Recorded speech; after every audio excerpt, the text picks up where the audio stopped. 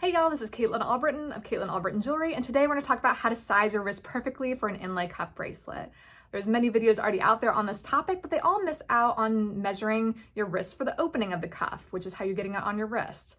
To me, it's kind of like buying a pair of pants, just knowing the length and not having any idea of the waist size, which is absurd. You would never do that. Everyone's wrist is different, which is why I want this to be your go-to guide to sizing, so you'll feel confident purchasing a cuff online or having one commissioned to fit you perfectly. Without further ado, let's get right into it. First, cut a long strip of paper and place a piece of tape at one end. We're going to take two measurements here, one of the tightest cuff you'd be willing to wear and the other the loosest. Wrap the paper template around your wrist and find a comfortably snug fit you'd wear on your wrist. Tape the one end down, then peel it up a little bit on one corner so you can use a pencil to mark this length. Next, peel the tape up and make the cuff to a looser length, one that won't fall off the meatier part of your hand when you're walking, but you'd still be willing to wear. Then make another mark on your template. Once you have those two measurement marks, you can use a regular ruler to find what cuff lengths would fit your wrist.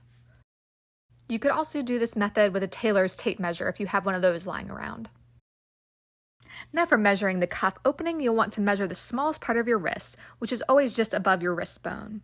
I'm using a pair of calipers here to measure my wrist, but don't worry, I'll have another option for those that don't have one. I'll take a few measurements here as well, so I have a variety of sizing options. So first, I'll gently place them on my wrist where I'll be putting on my cuff, and I'll write down that number. Then I'll squeeze them on my wrist to find an opening that is a little tighter but would still be comfortable putting on, and I'll write down that number as well.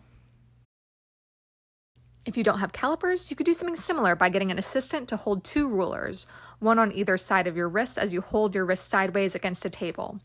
With a piece of paper under your wrist, you can mark where those rulers are to find the opening.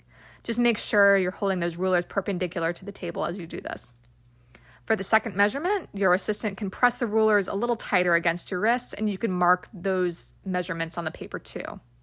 From there, you can actually measure those cuff opening options with a flat ruler. Now you have a good variety of size options you can refer to when you're wondering whether or not a cuff bracelet will fit you. I hope this sizing video was helpful, and let me know what you think in the comments. Thanks for watching.